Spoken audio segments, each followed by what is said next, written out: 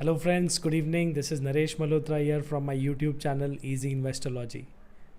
Friends, normally जो हम video बनाते हैं वो नॉर्मल ऑडियंस से बात करने के लिए डायरेक्टली वीडियो बनाते हैं. आज कुछ अलग करने जा रहे हैं हम लोग. आज एक क्वेश्चन आंसर का सेशन होगा. मेरे साथ हैं मिस अनीशा और अनीशा मुझसे कुछ क्वेश्चंस पूछेंगी. Okay.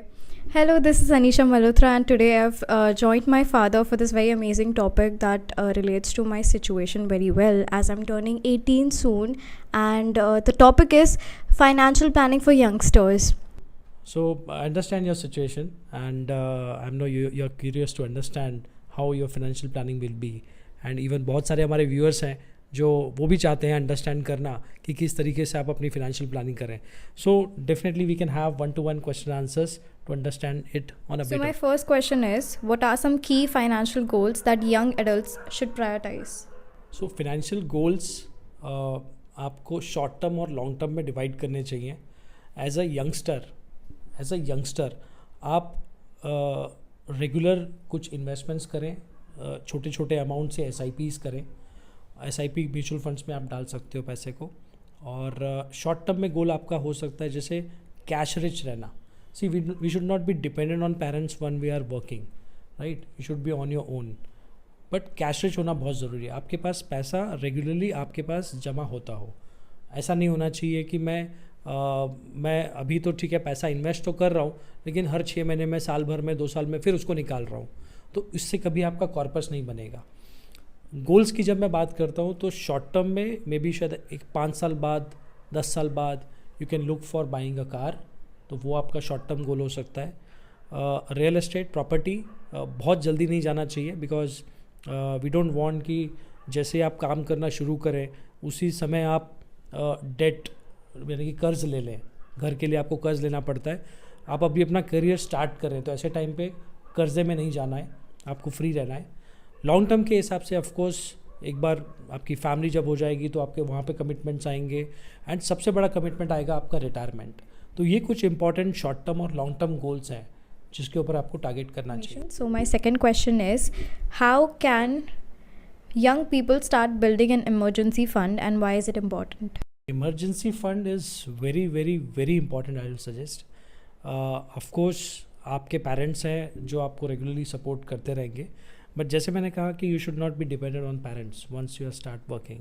सो आप जो भी अमाउंट आप इन्वेस्ट कर रहे हो, suppose just an example 5,000 rupees per month, आप 5 में से 4,000 रुपये आप नॉर्मल म्यूचुअल फंड्स में लगाएं ताकि वो आपको लॉन्ग टर्म में वेल्थ क्रिएट करके दे. 1,000 रुपया वो ऐसे फंड में जाए जो लिक्विड हो, जो आप कभी भी निकाल सकते हो.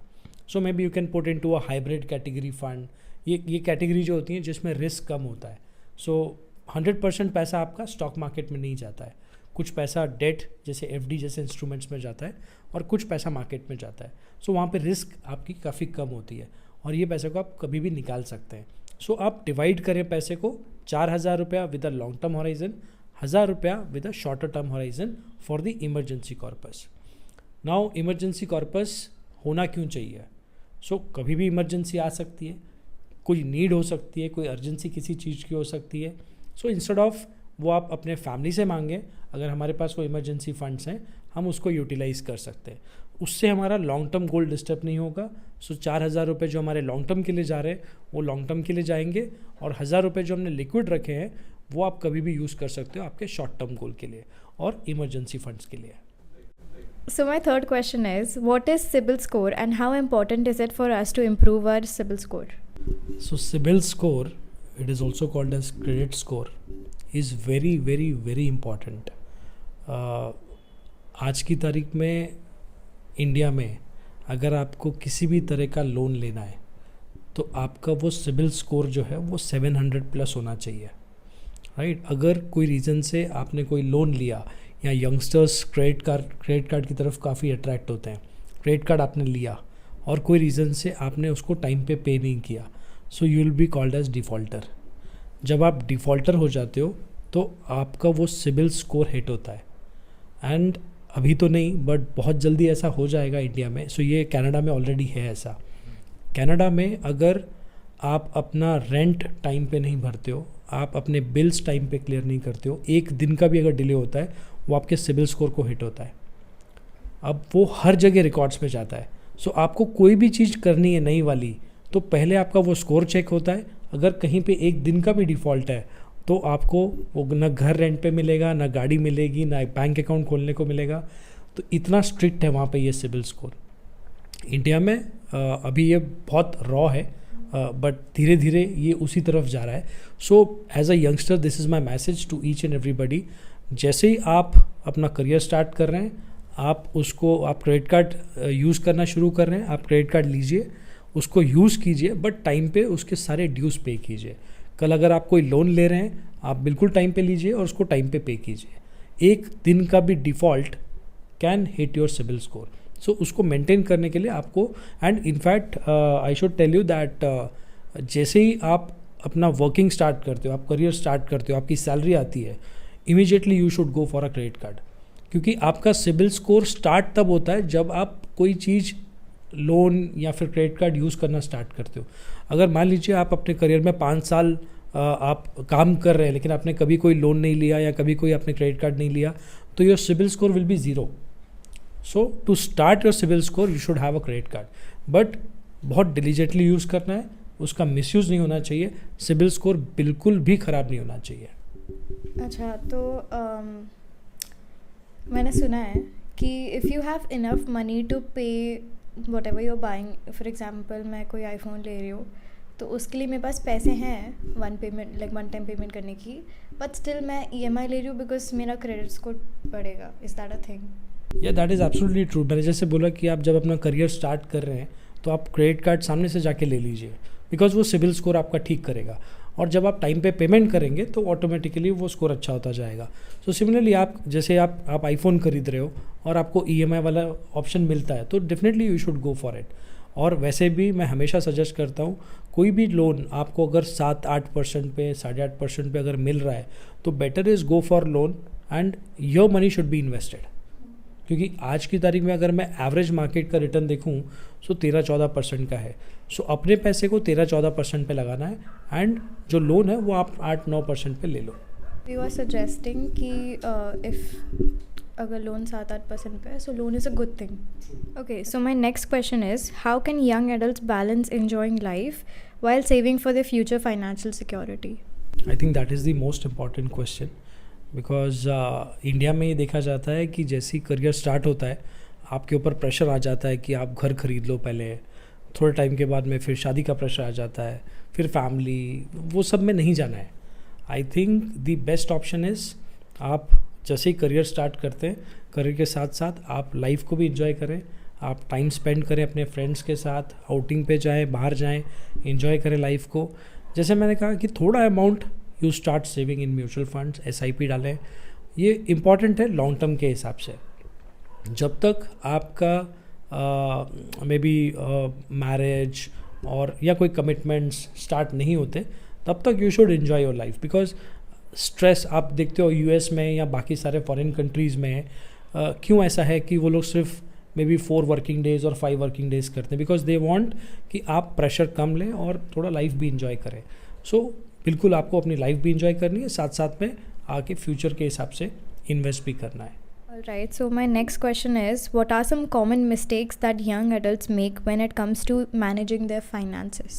So सबसे common mistake, immediately after starting the career आपको प्रेशर आना शुरू हो जाता है कि घर खरीद लीजिए. मैंने अभी आपको बताया. ये मैं मेरे पर्सनल एक्सपीरियंस से बताऊंगा, बिकॉज बहुत जल्दी नहीं, बट मैंने शायद 27-28 के एज में घर खरीद लिया था और आज तक उसका लोन भर रहा हूँ. सो बेटर है कि जितना आप डेट फ्री रहें उतना अच्छा है, बिकॉज आगे जाके आप अच्छी चीज़ों पे फोकस कर पाएंगे. एंड अब मैं सिंपल आपको चीज़ समझाऊंगा. Equity, I mean mutual funds, average 14-15% का रिटर्न देते हैं. आप अगर रियल एस्टेट में इन्वेस्ट करते हैं, और ठीक है एक घर होना चाहिए अपने रहने के लिए, बट आपके पेरेंट्स ने वो आपके लिए बनाया हुआ है, सो आपको फिर से रियल एस्टेट में पैसा डालने की ज़रूरत नहीं है. अगर आप इन्वेस्टमेंट के लिए रियल एस्टेट देखना चाहते हो, तो रियल एस्टेट का जो एवरेज रिटर्न्स होते हैं, IRR होता है, वो करीब 8 से 8.5% का होता है. Now you have to decide कि आपको 8-8.5% वाले इन्वेस्टमेंट में पैसा डालना है या 14-15% वाले में. आपको वो पैसे को ब्लॉक करना है या आपको पैसा फ्री रखना है. So it is up to you. But मेरे हिसाब से real estate for youngsters is no and this is the common biggest mistake a youngster do. Because India में ये कल्चर है कि ठीक है, अगर आप काम जॉब कर रहे हो तो फिर आपका खुद का घर होना चाहिए. But this is not the right way. Youngsters, जब तक आप 10, 15, 20 साल जॉब ना कर लें, एक अच्छा खासा कॉर्पस खुद का ना बना लें, तब तक बिल्कुल रियल एस्टेट में आपको इन्वेस्ट नहीं करना है. बाकी तो ठीक है, जैसे मैंने बताया, एक और मिस्टेक, कॉमन मिस्टेक जो यंगस्टर्स कई बार कर जाते हैं, जब SIP आप कर रहे हो, हर महीने आपका पैसा इन्वेस्ट हो रहा है, कुछ टाइम के बाद वो कॉर्पस बहुत अच्छा दिखने लगता है, आपको रिटर्न्स बहुत अच्छे दिखने लगते हैं. कई बार ऐसा होता है जैसे लास्ट 2-3 साल में मार्केट ने बहुत अच्छा रिटर्न दिया है, परफॉर्मेंस देखूँ तो 20, 22, 25% पे आ रही है. सो कई बार वो लालच आपको वो पैसे को रिडीम करवा देती है. तो ऐसा लगता है कि ठीक है, मैंने डाले हैं 2 लाख रुपए, वेरी वैल्यू 4 लाख रुपए हो गई है, I should book the profits. So that should not be the case. जितना आप इसको लॉन्ग टर्म रखेंगे, आप उतना अच्छा पैसा कंपाउंड कर सकते हो. सो एक तो आपको रियल एस्टेट में जल्दी नहीं जाना है, आई मीन डेट में नहीं जाना है, एंड सेकेंडली जो भी आप इन्वेस्ट कर रहे हो उसको लॉन्ग टर्म के लिए इन्वेस्ट करना है. So my last question to you is, how can youngsters start planning for their retirement early on in their careers? Okay, very nice. So youngsters अगर रिटायरमेंट की बात करें तो अच्छा लगता है, बिकॉज हमने ऐसे भी क्लाइंट्स देखे हैं, ऐसे भी लोग देखे हैं जो 55, 57 या 59 के हो जाते हैं और अगले साल रिटायर होने वाले हैं, और वो सोचते हैं कि अब मुझे रिटायरमेंट प्लानिंग करनी है. So good to hear that youngsters want to plan their retirement on early age. मुझे एक बात बताइए, आपने देखा है यूरोपियंस या फिर जो US में सिटीजन्स हैं वहाँ के, या कैनेडियन, ये सब अपनी लाइफ बहुत इन्जॉय करते हैं even at the age of 45, 50, 60, right? आपने सोचा कभी ऐसा क्यों होता है? बिकॉज उन्होंने सारी चीज़ें पहले से प्लान की होती है. अब आई एम नॉट सेइंग कि they are very much plan because they earn very much या क्या, ऐसा नहीं है. द थिंग इज़ कि वहाँ पे एक तो गवर्नमेंट बहुत ज़्यादा सपोर्ट करती है, वहाँ पे that's a rich country, right? वहाँ पे पैसा बहुत है, तो ऐसे टाइम पे उनको खुद बहुत ज़्यादा प्लान नहीं करना पड़ता. बट दे नो कि अगर मैं रिटायर हो जाता हूँ तो मेरे पास फिक्स गवर्नमेंट की पेंशन आने वाली है, मेडिकल एक्सपेंसेस सारे वहाँ पे गवर्नमेंट लेती है, तो उनके पास कोई लोड या कोई रिस्क नहीं है. हमारे केस में अभी तक हमारी गवर्नमेंट उस लेवल पे नहीं पहुँची है कि सब कुछ आपको फ्री दे पाए. तो ऐसे टाइम पे हमको खुद पहले प्लान करना बहुत ज़रूरी है. सो येस, जैसे मैंने कहा था in the beginning of our discussion कि 5,000 रुपये हम अगर हर महीने स्टार्ट कर रहे हैं इन्वेस्ट करना, और बिकॉज यू आर यंगस्टर, आप सबकी एज 20 साल, 22 साल, 25 साल होगी, तो 25 साल आपके पास हैं उस पैसे को कंपाउंड करने के लिए. जस्ट एन एग्जाम्पल कि अगर आप 5,000 रुपये आप उसको लॉन्ग टर्म के लिए छोड़ देते हैं, राइट? आपकी सैलरी तो हर साल बढ़ेगी, कई बार आप जॉब शिफ्ट करेंगे, वहाँ पे स्विचेस जो होते हैं उसमें 25%, 30% का हाइक मिलता है. बट मैं 5,000 का एग्जांपल ले लूँ जो मैं 25 साल तक कंटिन्यू भरूँ, 5,000 into 12 which is 60,000 rupees into 25 years, so you will be investing what around 15 lakh rupees. 25 साल में ये कॉर्पस ज़्यादा नहीं तो 1.5-2 करोड़ के ऊपर चला जाएगा. एंड ऑफकोर्स जैसे जैसे आपकी सैलरी शिफ्ट होती है, स्विचेस आप करते हो, तो इस 5,000 को आपको आगे जाके 15, 20, 25 पे भी लेके जाना चाहिए. आप देखोगे कि आप जब तक 50 साल के पहुँचते हो ये अमाउंट 5-7 करोड़ रुपए का हो जाएगा. एंड इनफैक्ट आपने और इसको SIP को बढ़ाया तो it can go up to 10-15 crore also. तो easily you can plan your retirement without taking any kind of stress. तो ये बहुत इंपॉर्टेंट है कि जो भी आप करें वो लॉन्ग टर्म के लिए करें, आप उसको बीच में ना तोड़ें, और उसमें और एडिशन रेगुलरली करते रहें.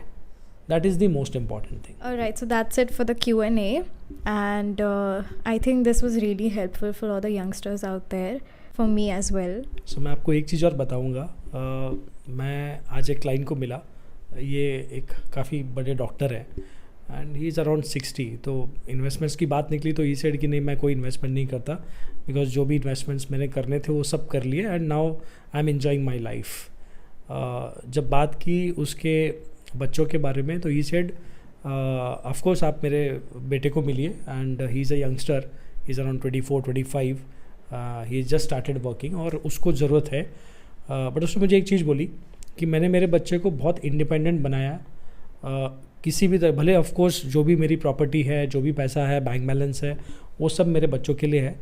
बट आज की सिचुएशन ये है, he is 24, he has just started working, but he pays every month he pays a rent to me. अभी से। तो वो उसने कंपल्शन डाला है कि आपको अपने पैरों पे खड़ा होना बहुत ज़रूरी है। ऑफ कोर्स ठीक है, आपके फादर होंगे, बहुत रिच होंगे, डॉक्टर है, सब कुछ है, लेकिन मैंने उसको अभी से आदत डाली है कि आप अपना रेंट पे करो। सो ये एक टेंडेंसी होनी चाहिए पेरेंट्स में भी अपने बच्चों को ट्रेन करने के लिए। एंड ऑफ कोर्स यंगस्टर्स हमारे काफ़ी स्मार्ट है, तो आज जो डिस्कशन हुआ ये बेसिकली सिर्फ अनीशा को समझाने वाली बात नहीं थी। ऑफ कोर्स सारे यंगस्टर्स के लिए मेरा मैसेज है कि आप अपना प्रॉपर फिनेंशियल प्लानिंग करें, शॉर्ट टर्म लॉन्ग टर्म दोनों को डिवाइड करें। लॉन्ग टर्म में ज़्यादा पैसा रखना है, शॉर्ट टर्म में कम रखना है। इन्वेस्टमेंट्स को बहुत जल्दी तोड़ना नहीं है, जब तक बहुत ज़्यादा इमरजेंसी ना आए इस पैसे को हाथ नहीं लगाना है। रियल स्टेट में बहुत जल्दी नहीं जाना है, जल्दी घर खरीदने की घाई नहीं होनी चाहिए, राइट। एंड अपनी लाइफ बिल्कुल आप इंजॉय करें। ये नहीं होना चाहिए कि आप अभी से बहुत चीज़ों में डेट में या फिर बहुत ज़्यादा लोड ले लिया आपने सब चीज़ों का। You should enjoy your life. That is all from my side. Thank you very much friends. Last time हमने वीडियो में आपको बताया था कि हम एक कॉन्टेस्ट रन कर रहे हैं हमारे व्यूअर्स के लिए। ये कॉन्टेस्ट मैं फिर से रिवाइज़ करना चाहूँगा। हर हफ्ते के फ्राइडे को 3:30 निफ्टी कहाँ पे क्लोज़ होगा ये आपको हमको कमेंट में लिख के भेजना है विद योर मोबाइल नंबर और योर ईमेल आईडी। सो पूरे हफ्ते में ये वीडियो हमारा जो पोस्ट होगा ये मंडे को पोस्ट होगा। सो मंडे से लेके फ्राइडे के बीच में जो भी नंबर्स हमारे पास आएंगे, जो भी सबसे एक्यूरेट नंबर होगा, यानी कि सपोज़ आपने किसी ने दिया कि निफ्टी से 25,700 पे क्लोज़ होगा और से निफ्टी 25,690 पे हुआ, तो जो क्लोजेस्ट होगा उस विनर को we will give a gift hamper from Easy Investology. So ये कॉन्टेस्ट डेफिनेटली आप इसमें पार्टिसिपेट करें। आप अपना नंबर या फिर ईमेल आईडी आप डाल सकते हैं और उसके साथ में निफ्टी कहाँ क्लोज होगा ये आपको मेंशन करना है। Thank you. सो इस तरह के और वीडियोस को देखने के लिए मेरे चैनल को सब्सक्राइब करें। इस वीडियो को भी आप शेयर करें और लाइक करें। Thank you very much.